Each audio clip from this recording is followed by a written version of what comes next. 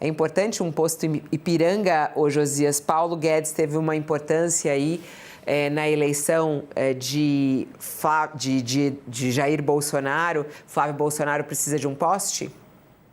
Um posto? Um Não, poste? o Flávio Bolsonaro, na verdade, precisa de ideias, né, Fabiola?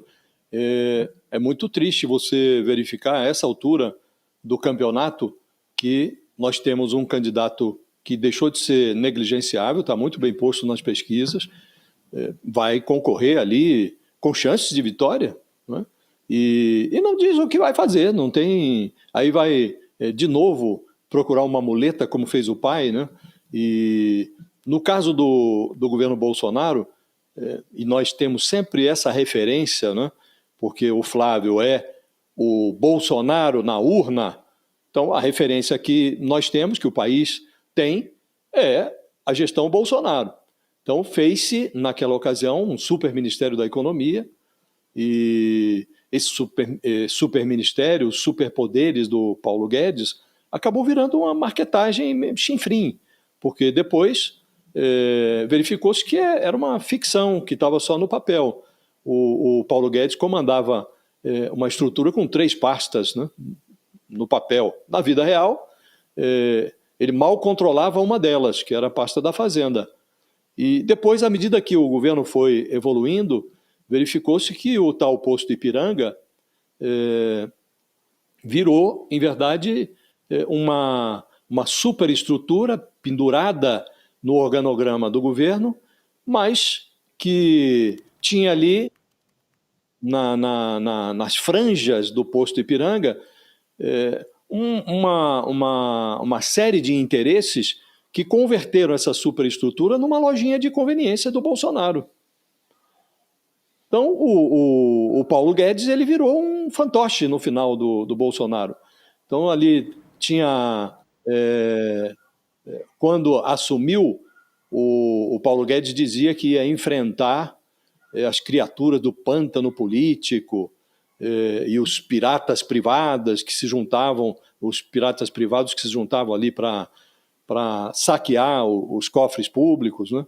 E ao longo do governo, verificou-se que o Paulo Guedes ele teve que ceder aos interesses de burocratas corruptos no orçamento secreto, e fez ali uma série de serviços durante a campanha que se confrontavam com o seu ideário de um economista formado lá na escola de Chicago. Ele fez o que o Bolsonaro bem entendia para tentar ganhar a eleição, e acabou perdendo, né? Afora as pequenas perversões, como liberar joias no aeroporto. A Receita Federal ordenou lá a alfândega de Guarulhos que entregassem joias que entraram num contrabando, numa muamba trazida lá das Arábias, e a Receita resistiu, né?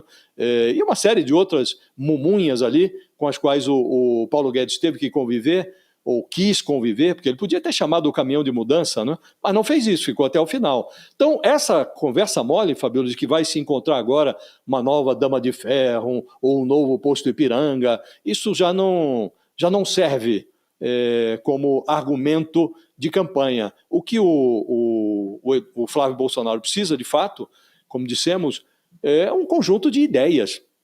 Ainda que ele converse, que ele se assessore de pessoas que tenham um projeto de país e tal, mas ele precisa levar alguma coisa ao balcão ali para oferecer ao eleitorado, porque até aqui não tem nada. Aí, seja uma Dama de Ferro ou um novo poste de aço, um novo posto Ipiranga, isso não resolve muito, não. Ele precisa mesmo de ideias. Hoje, o Flávio Bolsonaro frequenta aí a conjuntura como uma cabeça oca, que é visto como uma espécie de terreno baldio, onde as pessoas vão jogando ideias vadias, né? Então ele precisa reunir as ideias e dizer o que pensa sobre o Brasil. Se vai ser assessorado por uma Dama de Ferro ou por um poste de aço, isso pouco importa, porque vimos durante a gestão Bolsonaro que ferro e aço valem pouco quando submetidos ao fogo dos interesses do bolsonarismo. Para quem está conosco na TV, é o intervalo, mas a gente segue pelo YouTube. Quero ouvir o Sakamoto falando sobre isso. Quem será o posto Ipiranga de Flávio Bolsonaro? Quem será, hein, Sakamoto? Olha, Fabiola, eu acho que não tem os nomes, né, que estão sendo aventados aqui e ali, mas todos eles, na verdade, vão ser, na minha avaliação, um perfil semelhante ao perfil que era o Guedes. Né? Vai ser uma pessoa que vai atender interesses da Faria Lima exatamente, ou pelo menos alinhado com determinados interesses centrais da Faria Lima, exatamente para ganhar o apoio desse grupo que não estava muito feliz com a escolha do próprio Flávio, que eles queriam o Tarcísio. Eles queriam o Tarcísio de Freitas. Tanto é que quando o Flávio é escolhido, né, pelo pai, lembra, né, tem queda, né, cai bolsa, sobe dólar, todo aquele caos lá. Muito menos, na verdade, pela a própria possibilidade das decisões que o Flávio tomaria na economia, mas porque a Faria Lima viu o nome do Flávio, o nome mais vulnerável, mais fácil do Lula ganhar do que o Tarcísio, né? Mas o fato é de que a campanha do Flávio vai precisar do apoio da área econômica, né, da área financeira principalmente, de grupos de industriais. Então, um nome alinhado a isso, um nome que proponha desregulamentação do trabalho, que proponha nova reforma trabalhista, que reduza proteções ao trabalhador, isso aí vai ser uma pessoa que vai ter trânsito. Então, inclusive, essa pauta fica de olho, porque o novo posto Ipiranga da família Bolsonaro deve ser alguém que deve vir com o pé no peito de proteções trabalhistas, não tenho dúvida nenhuma. O Paulo Guedes colocou esse tema como um dos temas centrais. Lembra aquela história da carteira verde e amarelo? Durante a gestão dele, só que não conseguiu avançar. Lembra que o Bolsonaro falava, vocês querem um país com empregos e com muitos direitos e sem empregos ou com poucos direitos, sem direitos e muitos empregos? Na verdade, dá para ter as duas coisas mais ou menos equilibradas. Não é direitos totais, mas com vários direitos e proteções previstos em lei, mas empregos. É ele que não sabia fazer. Né? A questão, no final das contas, Fabiola, é que não importa o nome, importa que vai atender aos desejos da Faria Lima, porque o Flávio precisa disso. Contudo, e acho que vale lembrar, tanto o Flávio, menos o Flávio, mas a família Bolsonaro, o clã Bolsonaro de uma maneira geral, ele também vivia as turras com o mercado financeiro ao longo do mandato. Por quê? Porque não é a natureza do próprio clã Bolsonaro.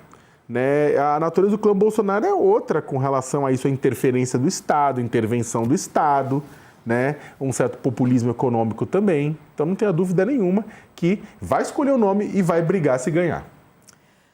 Na área econômica. E já que a gente está falando disso, né? E o Haddad, hein? Quando que sai? Sai do governo? Estava para sair, não era? Fevereiro, março, né? Ele tinha anunciado que ia sair, ele até anunciou agora aqui, nada. inclusive, ele falou aqui que ele ia sair no início do ano, até agora nada. Prazo de desincompatibilização é 4 de abril. Até 4 de abril ele sai. Não que ele queira sair candidato, vamos lembrar. Mas tem que ficar na... Mas ele tem que, como o PT quer que ele saia candidato ao Senado, ao governo, a alguma coisa, né? Então ele tem que sair até 4 de abril, caso contrário ele não pode.